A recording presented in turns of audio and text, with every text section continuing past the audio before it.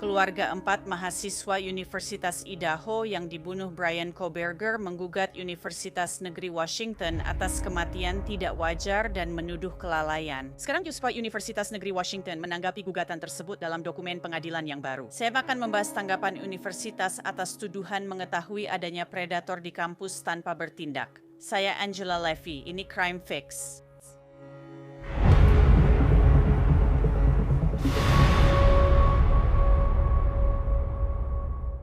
Kasus-kasus seperti pembunuhan di Idaho benar-benar membuat saya berpikir betapa pentingnya melindungi informasi pribadi saya dan juga milik Anda. Ketika kita semua online, hal-hal seperti nama Anda, nomor telepon Anda, bahkan alamat Anda, semuanya beredar di internet untuk dijual oleh broker data atau dicuri oleh penipu. Incogni membantu Anda mengambil kendali dengan mengidentifikasi broker data yang menyimpan informasi Anda dan meminta mereka menghapusnya. Saat mendaftar, mereka menemukan lebih dari 50 broker dengan data saya, dan data itu segera hilang dalam beberapa hari. Pengaturannya hanya butuh beberapa menit. Buat akun, beri wewenang kepada Cogni bertindak untuk Anda, lalu mereka akan mengurus sisanya. Nikmati juga paket tanpa batas terbaru mereka. Fitur penghapusan khusus memungkinkan Anda mengirim tautan data Anda, lalu tim privasi akan menghapusnya untuk Anda. Jadi jika Anda peduli dengan keamanan online Anda, dan seharusnya begitu, ambil kembali data Anda dengan Incogni. Gunakan kode CrimeFix untuk diskon 60% pada paket tahunan.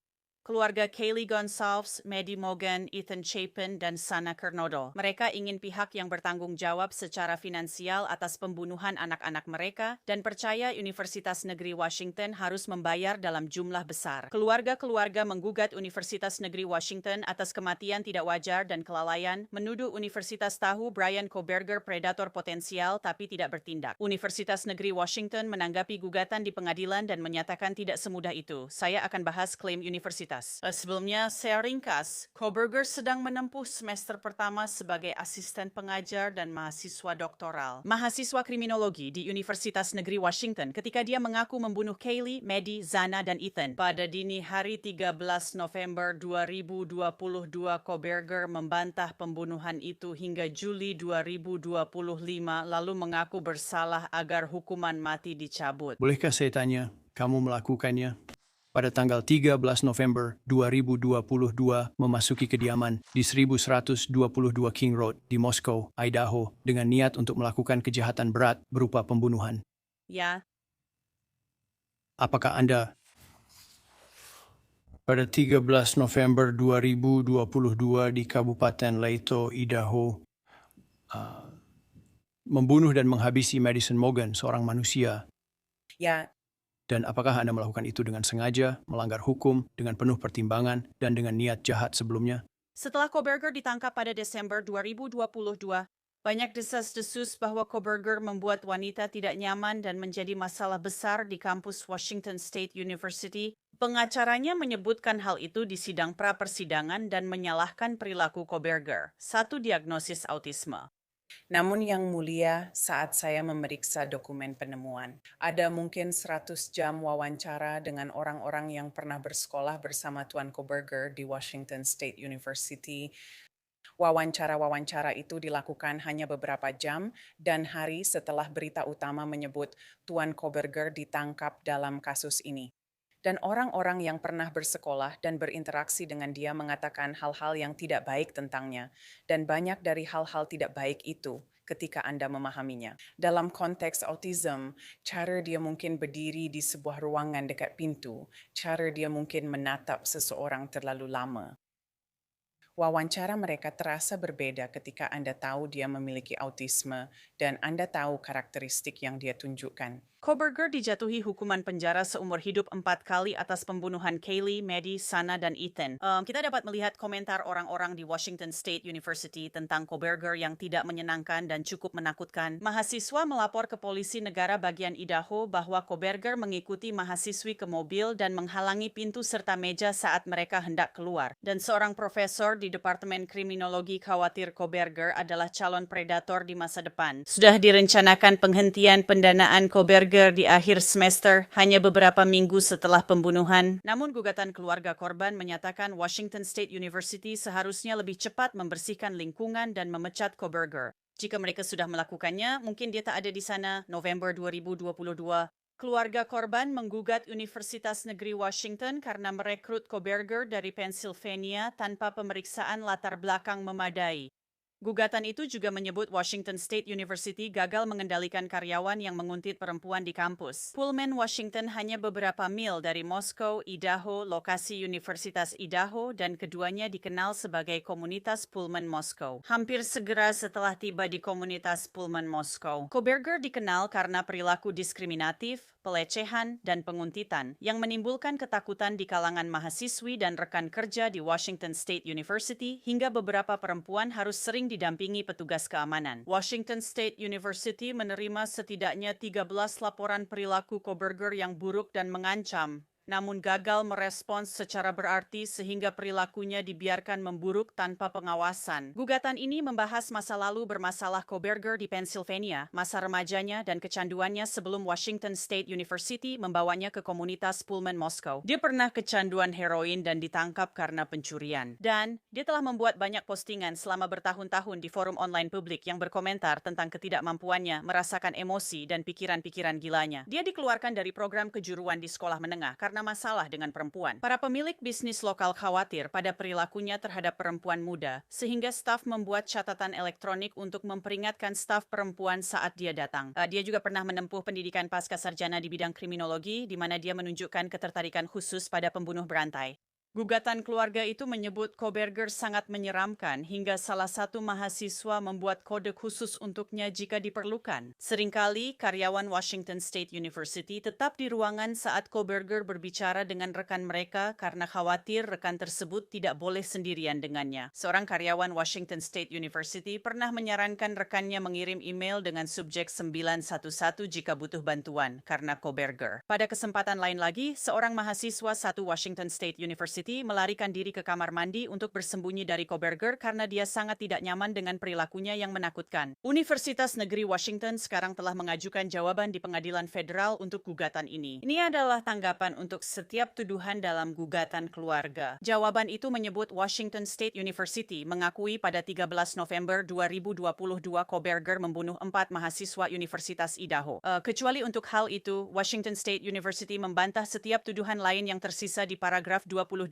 dan secara khusus membantah bahwa pembunuhan tersebut merupakan akibat dari tindakan atau kelalaian Washington State University. Jawaban itu juga menyebut penguntitan sebagai risiko serius dan umum bagi mahasiswa perguruan tinggi. Selama judul ini meminta jawaban, Washington State University membantahnya. Washington State University membawa Koberger ke komunitas Pullman Moscow dan segera mengetahui perilaku mengancam, menguntit, serta predatornya. Sepanjang judul ini meminta jawaban, Washington State University membantahnya. Pada bagian gugatan yang membahas tuduhan Koberger melecehkan mahasiswi di kampus dan bahwa seorang profesor percaya dia adalah calon predator yang suatu hari akan melakukan pelecehan seksual terhadap mahasiswa.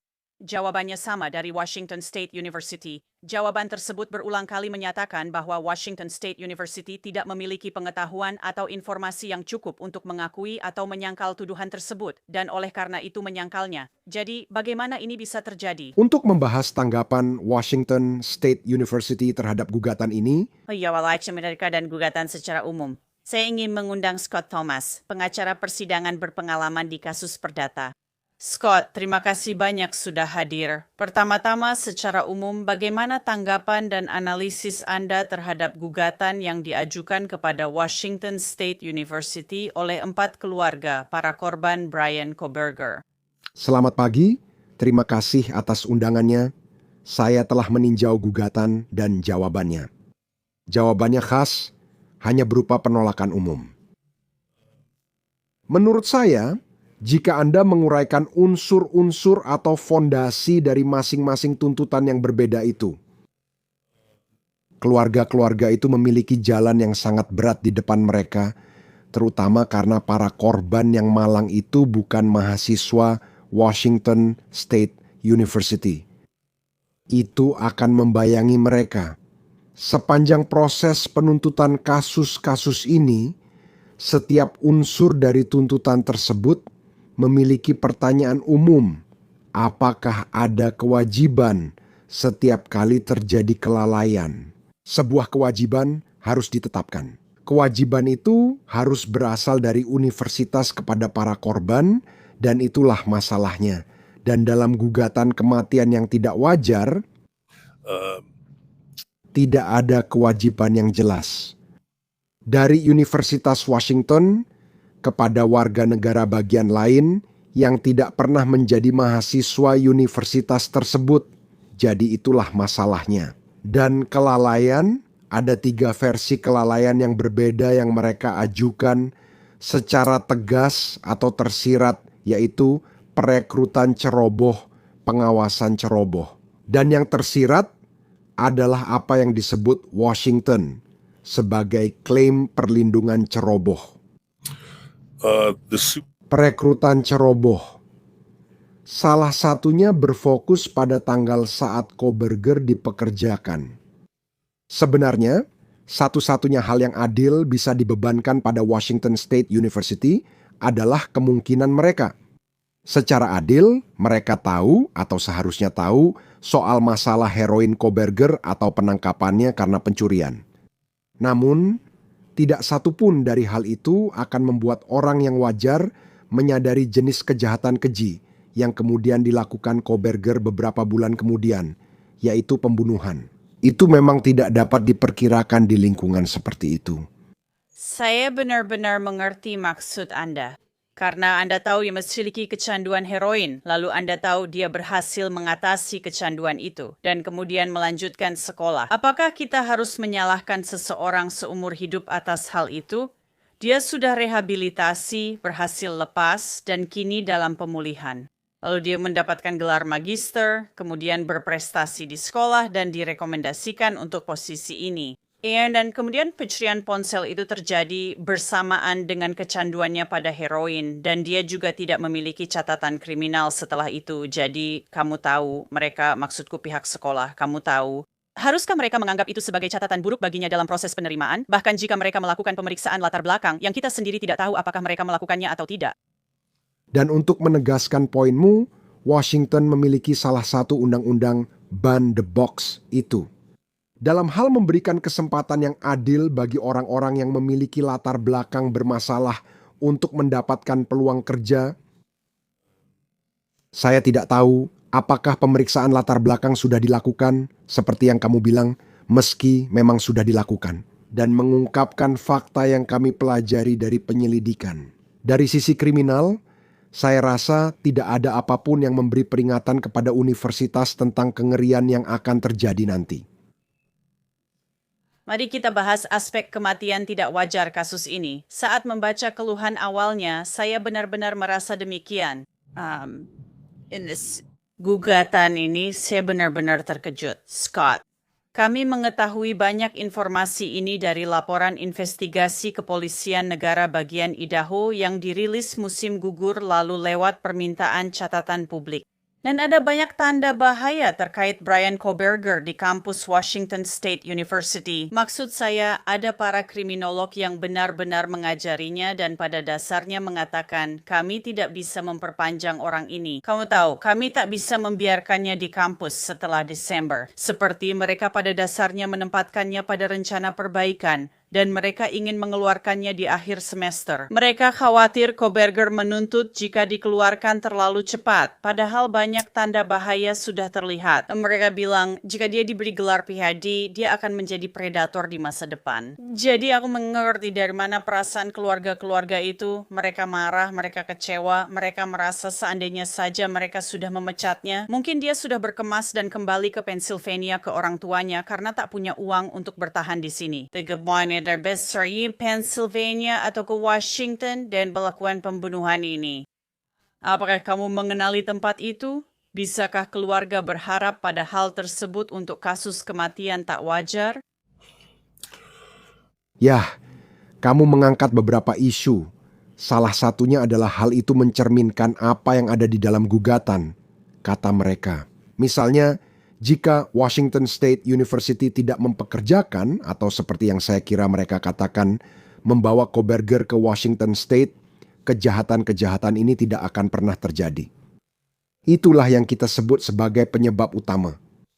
Jika itu tak terjadi, kejahatan ini tak akan dilakukan. Itu belum cukup. Dalam jenis litigasi seperti ini, Yang harus Anda tunjukkan adalah apa yang mereka sebut sebagai penyebab langsung atau substansial. Dan itulah sebenarnya masalah yang mereka hadapi. Mereka pada dasarnya mengatakan bahwa bola kristal Washington State University tidak cukup jelas dalam memprediksi masa depan. Kamu benar sekali, memang ada tanda bahaya yang parah, banyak salah kelola, tapi tanda bahaya itu selalu lebih jelas. Kalau dipikir-pikir, para kriminolog ini, kamu tahu, mereka juga tidak bisa memprediksi masa depan. Mereka mungkin orang-orang yang brilian, mereka mungkin akan bergabung dengan FBI untuk membantu menangkap yang lain. Orang-orang juga yang hanya memiliki perilaku menyimpang seperti ini, tapi mereka tidak bisa memprediksi masa depan. Dan sebanyak apapun hal-hal mengerikan yang terjadi dalam beberapa bulan singkat antara kedatangannya dan kejahatan itu, tidak ada apapun yang bisa memberikan pihak penegak hukum apa yang mereka butuhkan.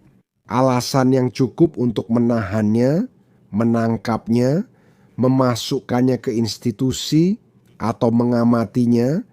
Tidak ada satupun yang memenuhi ambang batas sulit yang diperlukan oleh tindakan tersebut.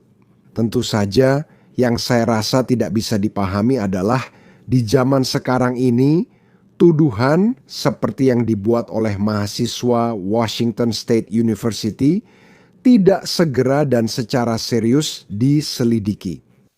Itu sangat membingungkan saya. Saya sering menulis buku pedoman karyawan untuk perusahaan, dan itu selalu menjadi aspek utama. Anda membuat sebuah proses, siswa bisa mengakses mekanismenya, seorang penyelidik ditunjuk, fakta-fakta dikumpulkan, pelapor dilindungi dari pembalasan. Semua hal seperti itu, dan jika keluhannya benar, tidak ada satupun dari itu yang terjadi. Bahkan, salah satu tuduhannya adalah bahwa universitas penerima keluhan tersebut, 13 keluhan tak pernah menghubungi Kohberger langsung. Saya tak bisa membayangkan bagaimana itu bisa terjadi. Saya tidak tahu apakah orang yang bertanggung jawab atas hal-hal itu tidak dilatih dengan baik. Tapi itu adalah kegagalan yang serius.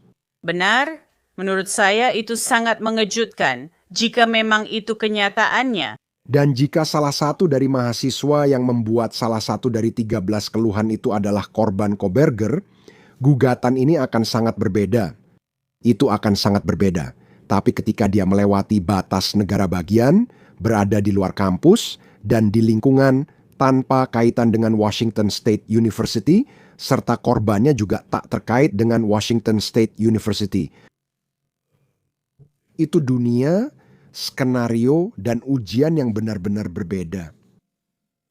Dan saya turut merasakan untuk keluarga-keluarga itu, saya sangat pesimis tentang peluang mereka untuk mengatasi ketidakmampuan mereka memenuhi beberapa unsur utama. Anda bisa melihat di sebagian pengaduan, saya rasa itu di paragraf 223 sampai 229, para pengacara berusaha keras untuk menunjukkan hubungan antara Universitas Idaho, tempat para korban berkuliah, dan Universitas Negeri Washington, tempat Kohberger bekerja. Namun, hubungan-hubungan itu bukan penentu karena para korban tidak terlibat, mereka bukan rekan kerja di sekolah kriminologi. Mereka juga tidak terlibat dalam program lintas jurusan dengan mata kuliah yang diajarkan dan diakreditasi oleh kedua universitas tersebut. Anda tak bisa mendapat pijakan di sana. Dan saya pikir itulah harapan mereka dengan menunjukkan bahwa mereka akan termasuk di bawahnya. Sekolah memiliki tugas sakral melindungi siswa yang menjadi tanggung jawabnya. Sayangnya, para korban ini berada di luar lingkup perlindungan tersebut.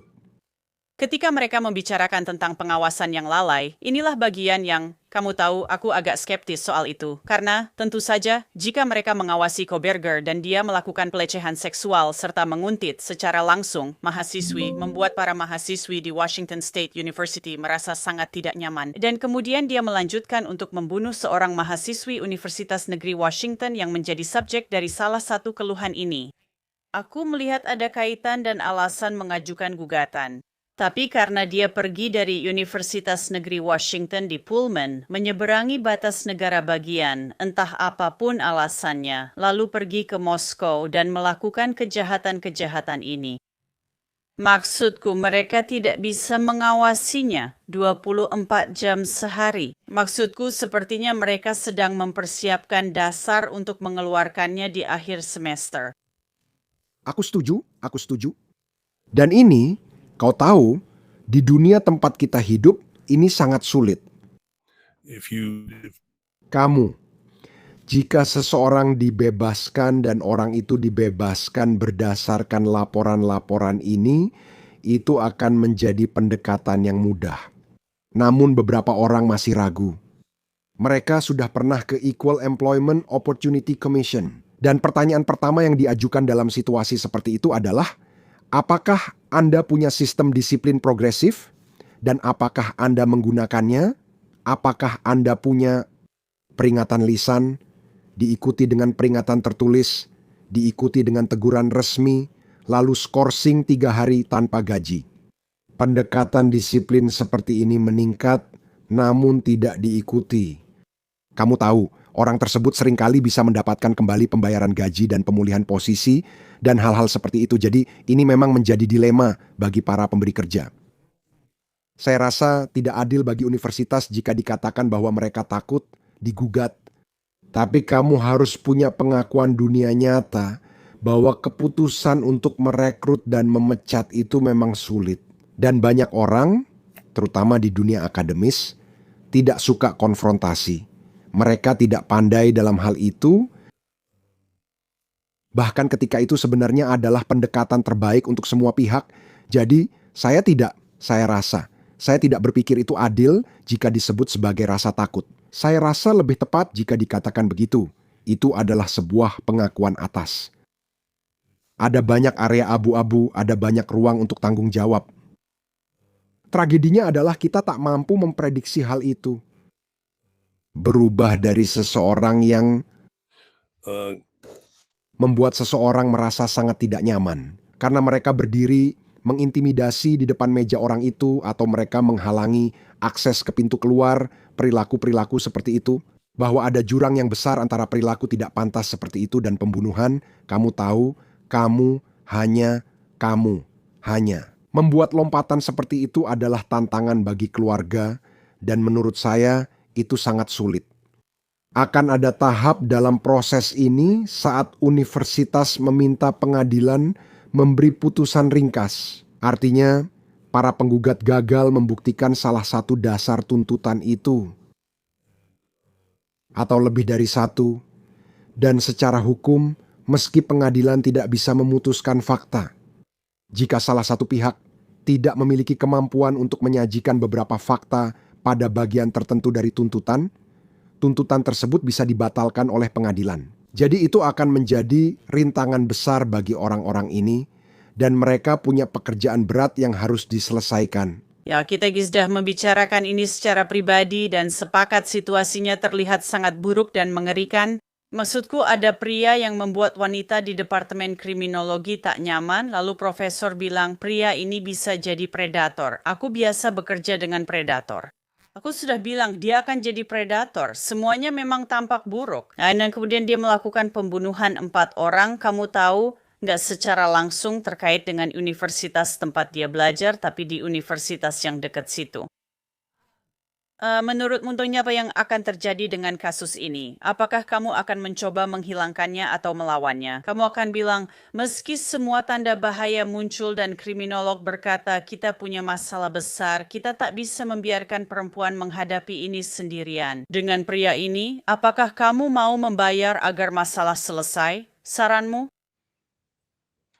Saya lebih mendukung penyelesaian di luar pengadilan karena persidangan sangat tidak pasti. Saya pernah menang saat seharusnya kalah, dan kalah saat seharusnya menang di persidangan. Pada akhirnya, Anda harus mengambil keputusan yang sangat rumit, seperti yang sudah kita bahas di sini, hari ini, dalam beberapa menit terakhir ini. Ini adalah masalah yang sangat rumit.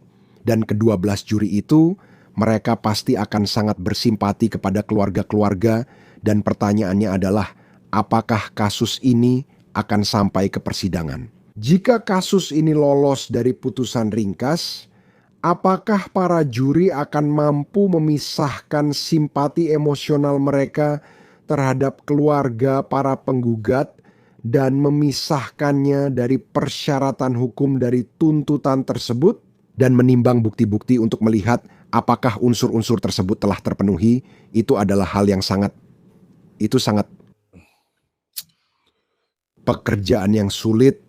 Dan ketika seseorang memiliki kesempatan untuk mengurangi risiko itu, saya sarankan orang-orang melakukannya. Khususnya di sini, di mana para penggugat telah menyatakan bahwa keinginan mereka bukanlah soal uang yang tidak bisa mengembalikan anak-anak mereka, melainkan ini adalah mereka tak mau ini terulang.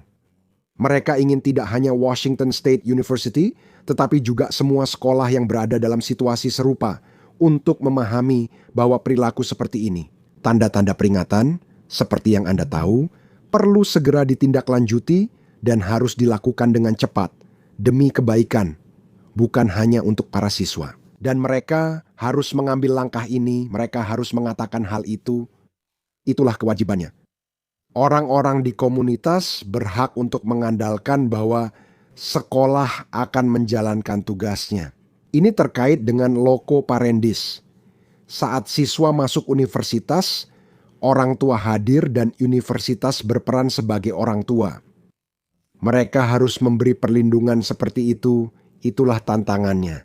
Jadi, dan penyelesaian di muka juga akan mengurangi noda buruk yang akan menimpa universitas. Jika tuduhan dalam pengaduan tersebut pada akhirnya terbukti terkait dengan pengabaian berbagai protes mahasiswa dan semacamnya, itu akan sangat sulit bagi universitas untuk menghadapinya.